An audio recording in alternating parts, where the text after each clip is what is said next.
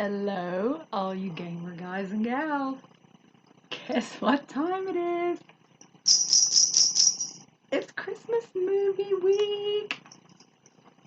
Okay, I know not everybody loves the holidays. I know sometimes they're very stressful. I know it brings back a lot of bad memories for some people. I know there's a lot of negativity that can be said about the holidays. We're going to close all that out and we're going to focus on not one, not two, but 7 ways to get away from all that negativity just for a little bit. I have got 7 must watch Christmas movies. Went a little bit old school, brought it back a little more current, but either way it goes, any one of these 7 is a great way to just kick back, relax, cup of hot chocolate, cup of coffee, cup of whatever your poison is that week, and just have a little laugh, maybe a little cry, whatever. Just a little me time, okay? Now I know that Carlos did his top 25 and some of mine he already mentioned in his list of 25, but some movies deserve to be mentioned more than once. Okay, this first one, I picked it because it was one of my favorites as a child. I know that not everyone likes Muppets and puppets and all that, but I myself am a huge fan, huge fan of Jim Henson. I think he was a genius. I love his work. I could go on all day, but I'm just going to tell you the movie.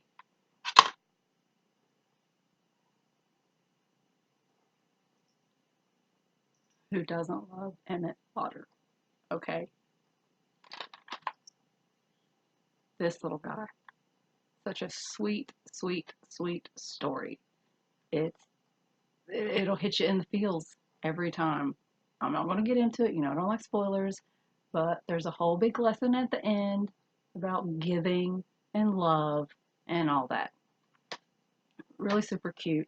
Even if you're not into the whole Muppet thing, just watch it for the feel good at the end, okay?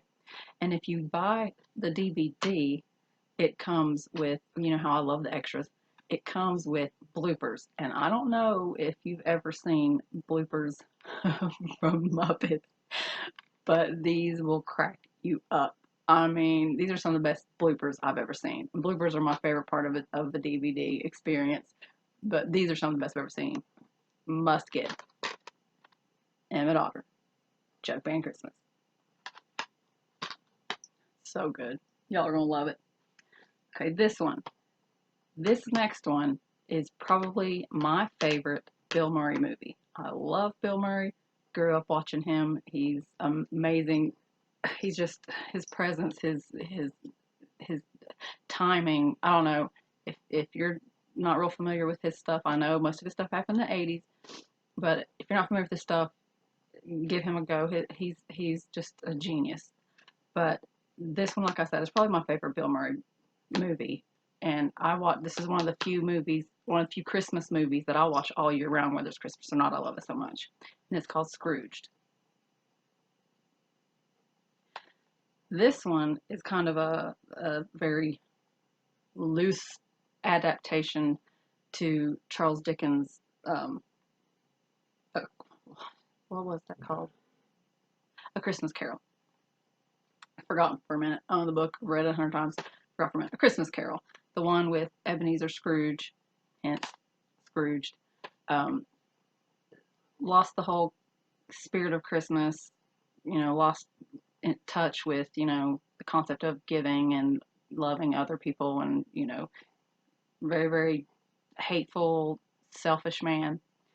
3 ghosts from Christmas past, well, past, present, and future, visit him at different times. And they show him different parts of his life. One from the past, one his present Christmas, and then one in the future, which of course, because of his decisions, the future one, not so great, which, kind of reteaches him the whole concept of Christmas and love and giving and all that stuff. Most people know that story. It's been redone a million times. If you haven't read the book, you've seen a movie adaptation of that. But this one is, you know, a great one because number one, it's a comedy for the most part, which, you know, makes it not so heavy of a concept, not so heavy of a story. But it does, I mean, it does hit you in the feels at the end, which is wonderful. But like I said, this is probably my favorite Bill Murray um, movie ever. So give it a try. Scrooged.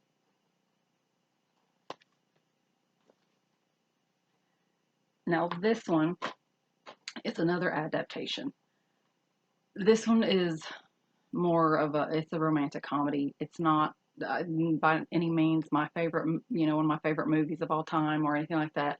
But if you're looking for a more loose, not so hard hitting, you know, movie, you don't want to maybe cry at the end, or you don't, you know, you just kind of want something you don't really have to be fully invested in to grasp the concept. It's just like it's just a fun, loving, you know, gentle movie all the way through. Like I said, it's another adaptation of Christmas Carol. It's called Ghosts of Girlfriends Past. Matthew McConaughey plays the Scrooged character, and this one's a little different because he's not. It's not so much that he's greedy and you know hateful and things like that. It's just he just kind of over time, you know, was taught by a relative and you know other experiences to just kind of put love on a back burner and just focus on you know uh, quick quick kind of hit it and quit it things instead of commitment and love and you know taking care of your partner. Cute cast.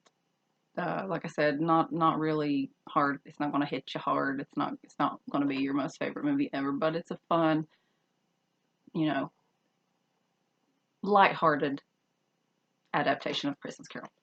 Ghosts of Girlfriends Past. This one, everyone should watch it just for the artistic level of it. You've all probably already seen it.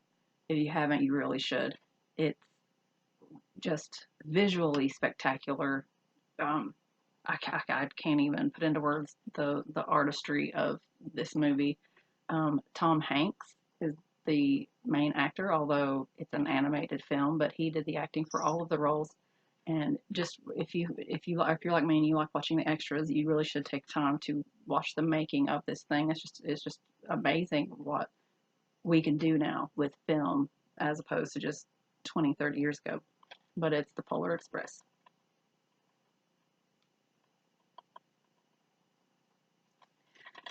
This one will hit you in the feels. It's not, um, you know, a lighthearted kind of thing. You will it does have a heaviness to it outside of the artistry of the film.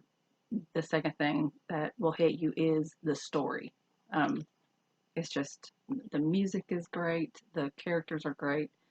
I don't want to give it too much away, but the Polar Express is this train that picks up children and takes them to the North Pole and to see Santa, kind of spend the night with him the night before Christmas. And I don't want to give too much away, but it's really touching and exciting and visually just spectacular. Everyone should give it a go. The Polar Express.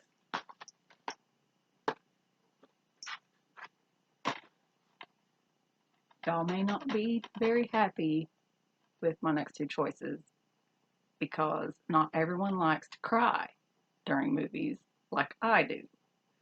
But I like the kind of movie that makes me feel something. I want you to make me angry. I want you to scare me. I want you to make me cry. I want you to make me laugh until I cry. I want to feel something. If I don't feel something during your movie, you didn't do a good job. This is one of my all-time favorite Christmas movies because it hits you in the heart. And it's actually a sequel. The first one is called The Best Man. It's not a Christmas movie. It's just a really really good movie, and I'm not going to get into it because it's not Christmassy, so I'm not going to bother talking about it. But if you get a chance to watch it, absolutely do. And I insist you watch it before you watch this one. That way, you can fall in love with the characters in the first one, and then this one will really hit you hard. Okay, this one is called The Best Man Holiday.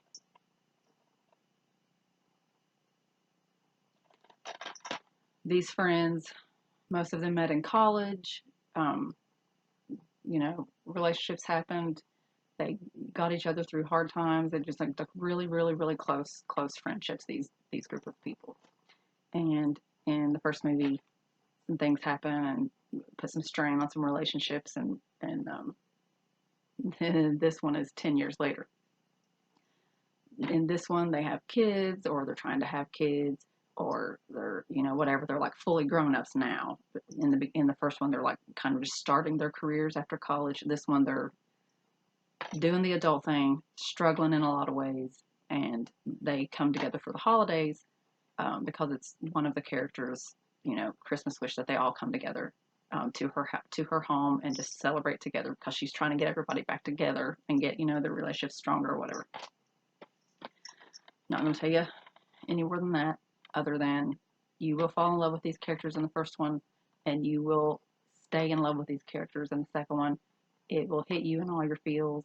It's a great movie for anyone who loves story about friendships, and how they can stand the test of time, and what immeasurable pain that people can go through and still be there for each other and love each other through it and forgive each other for. It's just one of those. And there's some beautiful singing and dancing. I don't want to give any more away than that, but it's just really, really, really, really one of my favorite movies, Christmas movies of all time. Best Man Holiday.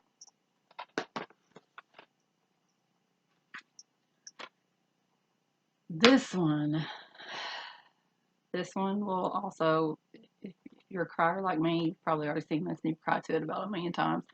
This one is a hard hitting movie as well, from beginning to end.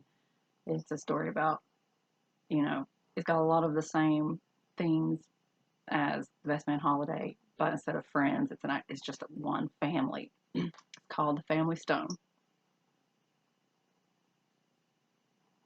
It's got a great cast. The storyline is amazing. The Visually, it's not it's not, there's no artistic camera whatever. The only thing that really kind of stood out about the making of this film was little details that you weren't really looking for until you actually watch the making of, and then you think, oh my gosh, I never caught that. It's little stuff like that, like placement of coffee mugs or rings or art or whatever, and you have to really be paying attention throughout the movie to see the difference from the beginning to the end. But it's like little things that you weren't aware of that you're like, oh my gosh, kind of oh, I get it now. But the gist is a bunch of siblings come together to their parents' house for Christmas. The oldest son brings his new girlfriend, who not all of the family has met, but the one sister who has met her doesn't like her. So therefore, that sets a chain reaction. Everybody, it's a kind of close knit family where if one person doesn't like someone, then the rest of them are prepared to not like them too, kind of thing. So that kind of sets a chain reaction. And from the beginning of the movie, the girlfriend is like trying her best to impress these people who don't want to be impressed. Um, it's got humor in it. It's got little shots of humor here and there. It keeps it lighthearted, but like I said, there's a lot of themes through it that are heavy. And it will hit you hard at the end. It's really, really, really, really, really, really good movie. It is also another one of the few Christmas movies that I will watch all year round, whether it's Christmas time or not. The Family Stone. This one I saved for last. Kind of pick your mood back up. This one is just fun all the way through. It's one of my favorite comedic actors. I think he's just hilarious in everything that he does. And I dressed for the occasion. Elf. If you haven't seen this, Will Ferrell, who is just amazing, he can bring an innocence to his characters that a lot of adults can't do. Like when he plays a childlike character, when he's trying to be innocent or whatever, you can actually forget that he's a grown ass man. he has a way. I don't know if it, I don't know if it's his facial features. I don't know if it's just the way he says his words. I don't know if it's the way he moves his body. I don't know. It could just be a combination of all of the above. But his innocence is just so pure and just believable. Anyway, he plays a human who was raised as an elf. So his whole life he thought he was an elf. He struggled because humans and elves they're not equipped with the same skills. So he's superhuman, to these elves. He's like this huge giant. And the elves can also like make toys and do all these things really, really quickly, really, really adequately. And he's struggling to make one by the time they've got several hundred made. And so he feels less than and not as good as everyone else, but he tries his hardest. Well, he finds out, they finally break the news to him that, his real, what happens with his real parents and how he ended up there. And so he sets off to, you know, New York to find his real dad and, start his whole human life or whatever. Now, I'm sure you can imagine the spectacle he creates showing up in New York in this outfit because that's all he's ever worn because he's an elf. But it's just one crazy thing after another. He's just funny, funny, funny, funny, funny. He's just amazing. It's got a lot of really funny lines in it, just the kind of lines that you'll repeat all year round if you're like me and like to repeat movie quotes. But it is lighthearted and it does have, of course, a moral to the story, but it's very fun. It's very lighthearted through most of it. Very good music. Visually, it's pretty good. It's not anything super, you know, it's not going to blow your mind with how they set up the scenes or anything like that. It's just like normal backgrounds, normal Christmas themes. But if you are a fan of Will Ferrell, you will love this movie. But even if you don't like him, I think you should give it a try anyway because it really is funny and it has a really good theme. I really think it would top off your Christmas list. But that is my 7. You can watch one every day of Christmas week so that you can get away from your Christmas stresses and seeing the family you don't want to see and cooking the meals you don't want to cook and pretending you like the gifts you don't really like and all the other negativities that could come with the holidays. Grab you a cup of hot chocolate or coffee or whatever you want to put in that mug and curl up under a blanket by your Christmas tree and just have an hour or two of just getting away from reality and kind of diving into the Christmas spirit just for a little bit. That's my 7. I'm going to leave you to it. Until next time, watch those movies.